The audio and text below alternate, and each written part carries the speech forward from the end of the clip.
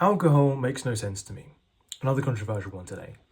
So, yes, of course, I understand the fact that there is a substance called alcohol that humans ingest. I get that.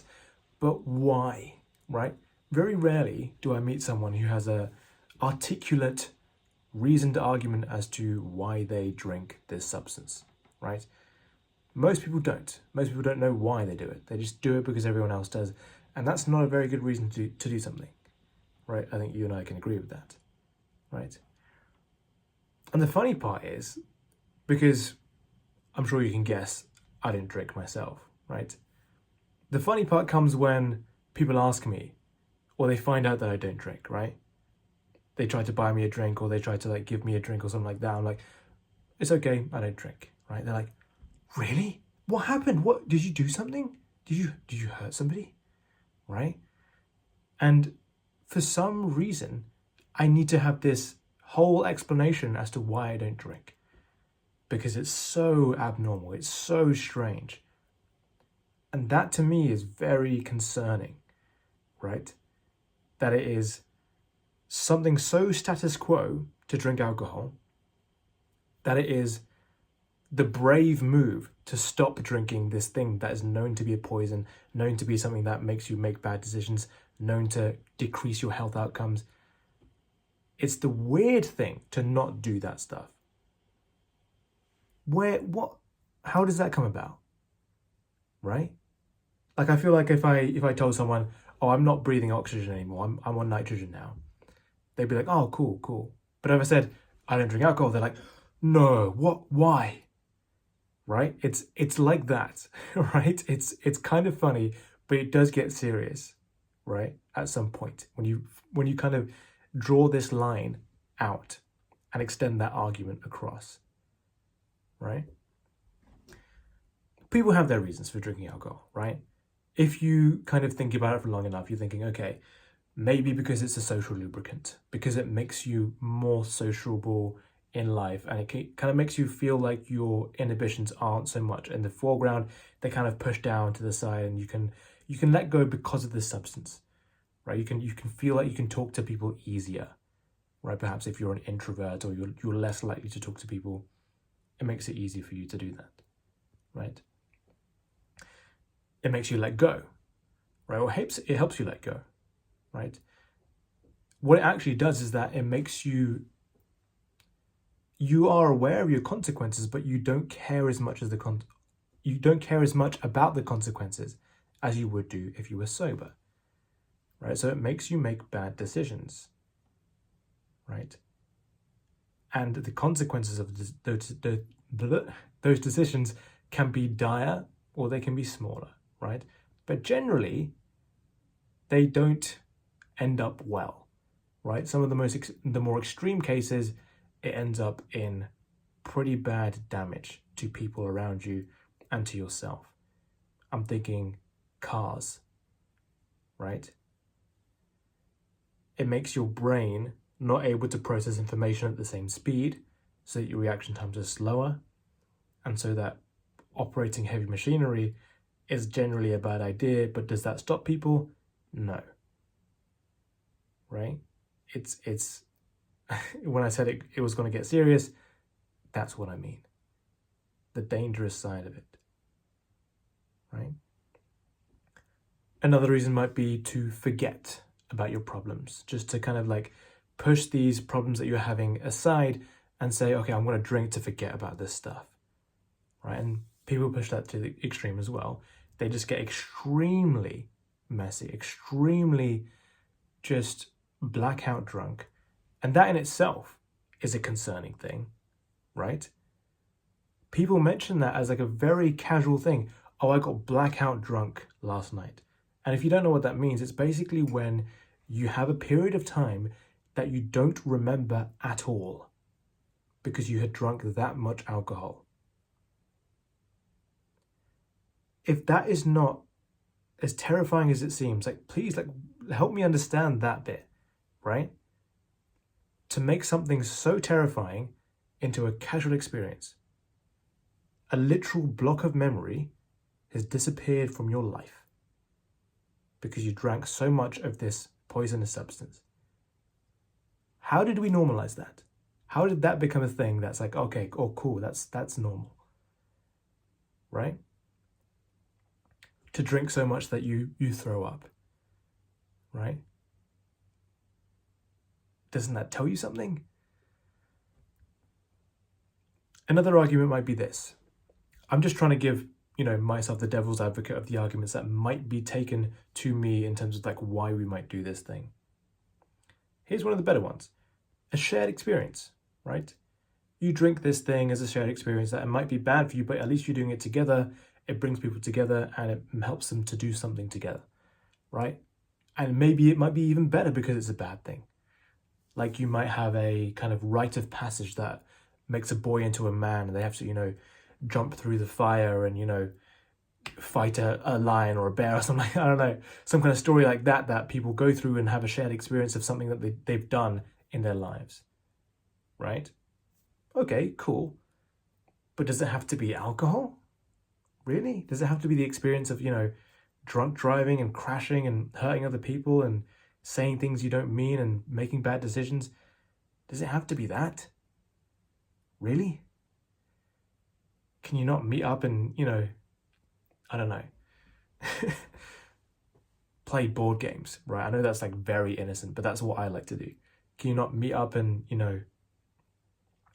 play football, play basketball, do some martial arts, do something else, do something like socialize, but still just drink non-alcoholic drinks, right? Go to a bar and just order the mocktails, the non-alcoholic drinks, or go to a pub and do that same thing, or just have a meal together, right? All these things are shared experiences, but they don't involve self-harm, right? Go see a movie together, go get dinner together. There are alternatives. It's not as if this is the only thing that exists, but it has sort of become a default. It's a very default question. Do you want to go grab drinks, right? Do you want to grab a beer? Let's get a pint on Saturday. It's become part of our vocabulary, right? So there might be an argument there. Here's what I think, right? These arguments, while they have some kind of validity to them, as in like why someone might drink, of course, there's consequences, right? Firstly, relying upon the substance to forget or to let go or to act as a social lubricant, it means that you need this thing to be able to talk to somebody.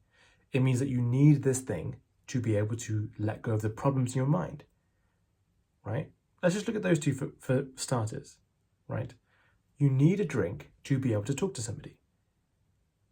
Therefore, you're not building that skill within yourself. And so without this thing, you're left as a person who doesn't know how to talk to people in a crowded place, for example, or in a party, or even one-to-one. You don't know how to do that. I see a lot of guys drinking so that they can talk to girls. So you're left, if you don't have a drink, you're not able to talk to a girl. Bit problematic, right? If you don't have the drink, then you're left with your problems that aren't solved. Like, drinking doesn't solve the problems, it makes you forget about the problems, right? It's a cope, right? It just pushes the problem further away in your mind in time, right? The problems are still there. And in fact, ignoring them makes them worse. That's the universality of problems right there. And so, well, it's a negative effect. And then come the further consequences of your bad decisions. Saying something horrible to somebody, driving a car while you're not fit to drive a car, things like this really end up in bad places. And I'm sure you can imagine these things. I'm sure you've had stories told to you about what happens when these things take place. There's the more obvious things, the hangover, the way you feel the next morning. They say alcohol is just borrowing happiness from your future self, right? So tomorrow's happiness is going to be way less because you stole it from your past, right? And of course, you know that it's not good for you physically, right? Your physical health, overall, your recovery from the gym, your sleep is affected by it, your fertility, your years in your life, your lifespan, your health span decreases the more you drink, right? Even in small amounts, it affects it. I think I heard a study a while ago on a podcast where even 2 drinks per week has a noticeable effect on the fertility of women. I think specifically that was what the study was about.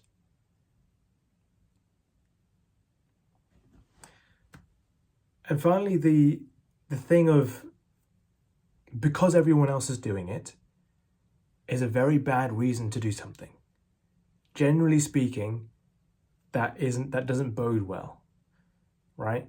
Peer pressure, the societal kind of urge to like get you to do something.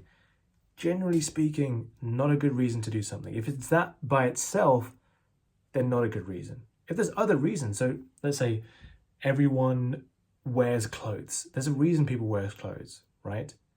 Not just because everyone's doing it, it's because, to maintain a sense of decency, to stay warm, to kind of cover up private areas. There's other reasons. But for alcohol, if the only reason you're doing it is because everyone else is doing it, not a good place to be, right? And I have this argument as well about alcohol being a drug, right? Because what makes alcohol different from any other illegal drug that you might imagine, right? I'm not going to say any drug names here because, YouTube might shadow ban this video a little bit. But imagine a drug that's super illegal that you think of as like incredibly bad and dangerous, and then compare it to alcohol. These are both drugs that really they're in the same category, right? And so is there a reason why you allow yourself to have alcohol and you don't allow yourself to have a more dangerous drug or more illegal drug? And is it only because it's more accepted in society? That's something to think about, right? Because is alcohol necessarily more safe than this drug that you're thinking about? Not really. Is alcohol better for your health? Not really. Is it better for society? No, not really. Right? These drugs are more similar than you think. And in fact, there are some drugs that seem to have less of an effect and that are safer, and yet they're still illegal. And so comparing the two is really something that we can do here to kind of really understand what it is that we're doing when we're drinking alcohol, right? And I'm not certain on this. I'm not exactly certain as to why we do this and if it would be better if we just, banned it altogether. I don't know why we have it. Maybe it's the only vice it's the vice that we have for humans, because maybe humans or some humans need a vice, and it's something that we know about. It's something that's been around for a while. We know what the consequences are. We know how to deal with it. It's better than something that might be new and like all these different kinds of things. So we just chose this one to be acceptable because, better the devil we know. Better the thing that we know. Better the evil that we know than the evil that we don't know. At least we know what we need to do for this scenario, what we need to kind of do to handle people like this, right? We have, the general kind of way we handle drunk people, as in like, it's understood why you might be kicked out of a bar because you're too drunk. It's understood why your friends might take your keys from you if you're too drunk so that you don't drive home, for example. These are kind of things that are written into the narrative of society in order to kind of fit together with this habit that we have, right? Or this kind of cultural phenomenon that we have. And so the conclusion for me at this point is that alcohol is bad, right? Most people accept it because they have not thought for themselves and they just started doing it and they just continue doing it because it's nice and because everyone else is doing it. And I don't mean to offend anybody here. The reason that they start is because everyone else is doing it. They haven't exactly stopped and thought, hang on, what is this thing that I'm drinking and why am I drinking it, right? And that's completely normal, by the way.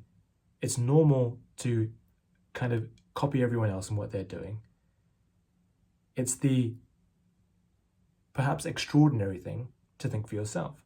But I encourage that. I encourage you to think about the things that you do in your life. Think about the things you're told to do. Think about the things that people talk about, right? I always say in these videos that even the stuff I say, think about them. Question them even, right? Think for yourself if that's right for you, if you agree with what I say, and if what kind of choices you want to make as a result of that. I'm only ever going to say what I would recommend or what I think is good or what I would do in this certain scenario. And so, coming to that, what do I do about this? This kind of strange phenomenon that we drink alcohol as a species, as a culture, as a nation, right? In the UK or in America or wherever people drink alcohol. It tends to be a very universal thing. In every society, not every society, but most societies, people drink alcohol, right? How do I navigate that? Well, first, when I go to a pub or a bar, because I do still, I'll get the non-alcoholic drink, right? So I can still be at that place. It's not as if I have to extricate myself from social situations when they end up in a pub or a bar. I can still be there, but I can get, for example, the sparkling water, right? This is what I drink, right? Things like this. A sparkling water, and I'm pretty happy with that, right? I don't have to have like a sweet, sugary drink. A water is fine, right? Tends to be a lot more expensive than it should be in a bar or a pub, but hey, if that's the price I have to pay, then I'll do that, right? Here's a new one, right? I've come to the conclusion in my life that I don't want to even buy alcohol for other people, right? Because that's something I used to do.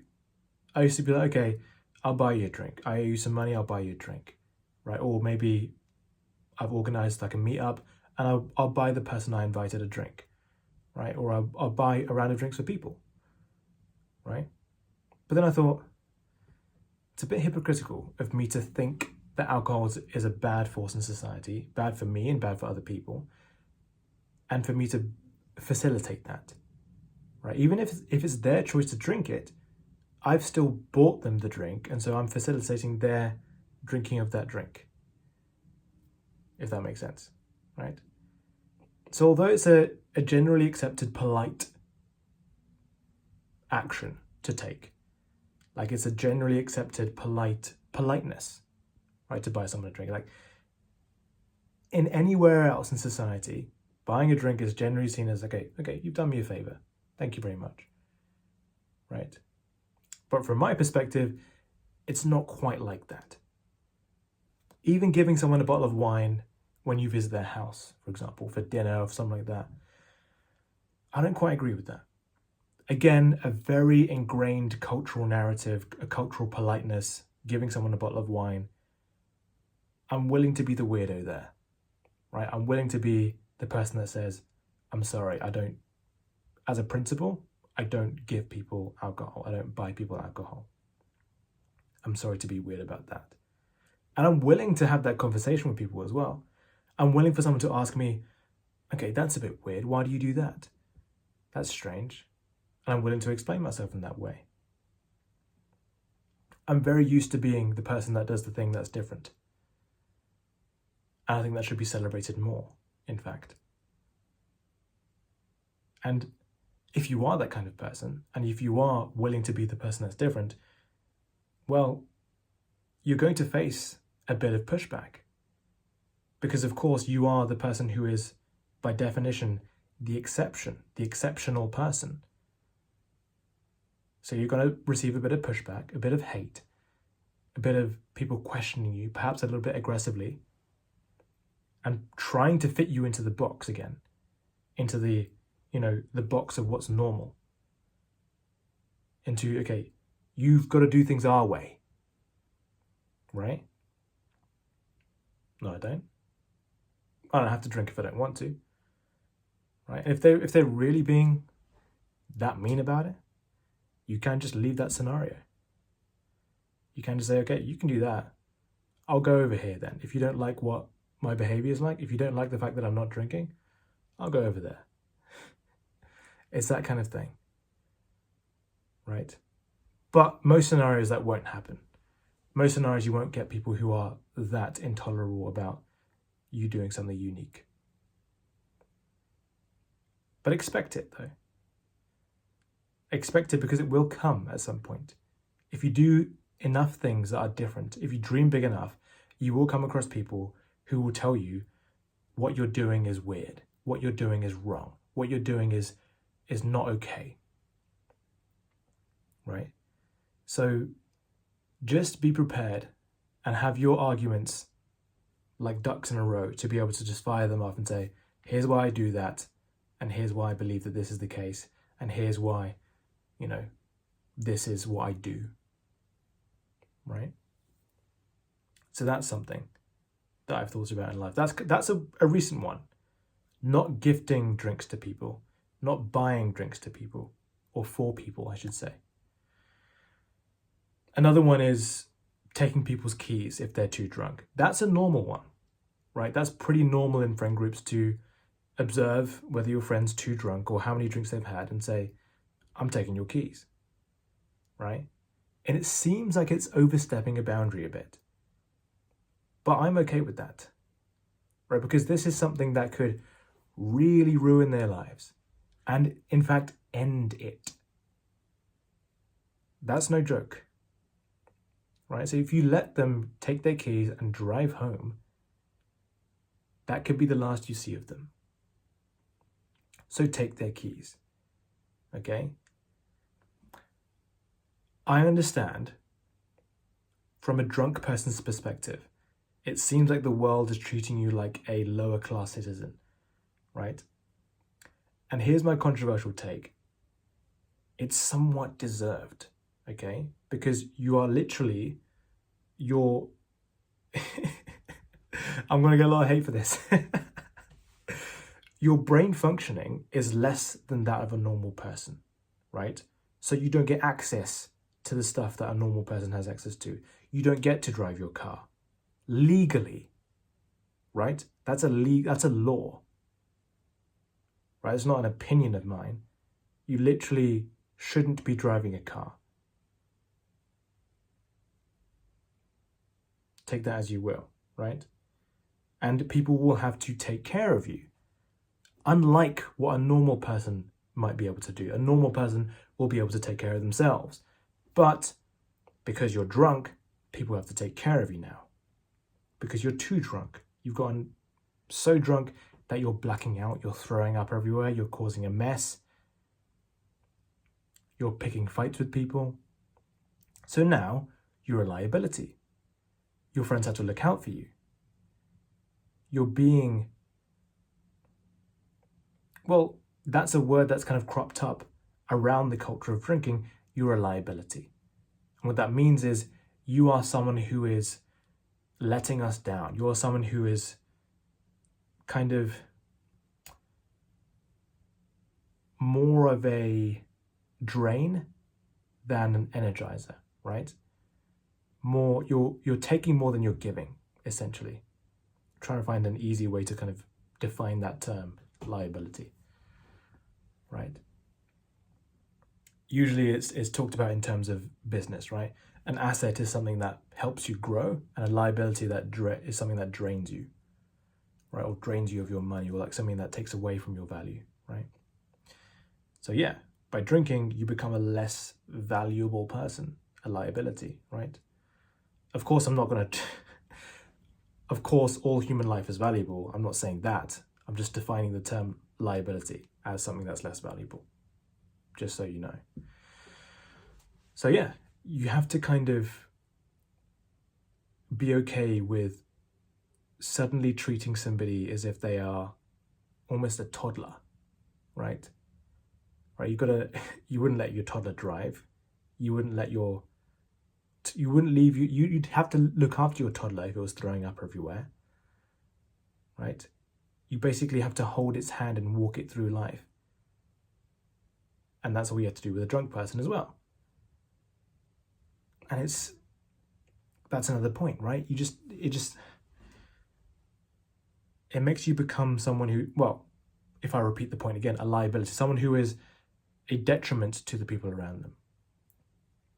Right? I've always said this phrase: taking care of yourself is the greatest good you can do for those around you. I'll say that one more time. Taking care of yourself is the greatest good you can do for those around you. And having said that and understanding what that means, becoming drunk is doing the opposite of that. So not taking care of yourself, or like damaging yourself, whatever the opposite of taking care is, damaging yourself is probably the worst thing you can do for those around you, right? It's not a nice thing to do. So not even selfishly is this something bad. It's selfish, well, it's bad for the people around you, the people who have to take care of you, the people who have to deal with you. Even the people that don't care about you have to deal with you. Even the people who are minding their own business and trying to spend time having fun in their night out will have to deal with you, because you will drunkenly try and pick a fight with a stranger, and you will drunkenly make a bad decision. And, well, that's something that you all know about. It's something that happens.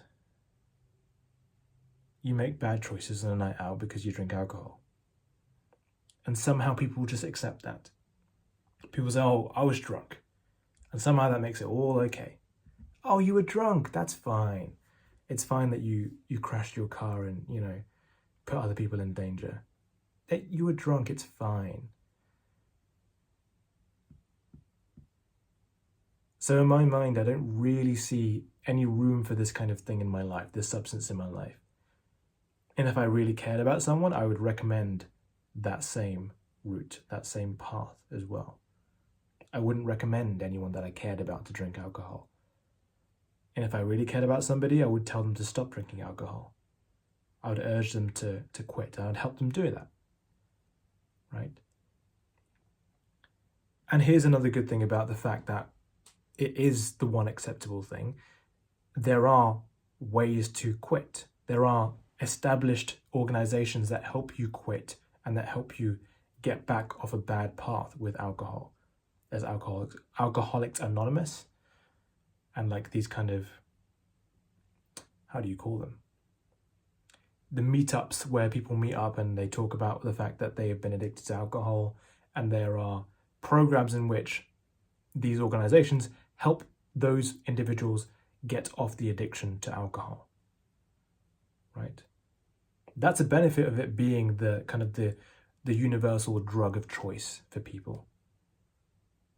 The common thing that people get addicted to. There are structures in place to help people get off of that. Right, that's one benefit. But I guess if it wasn't there in the first place, we wouldn't even need that. So I don't know about that argument, but at least that's the case. Right? So to summarize here,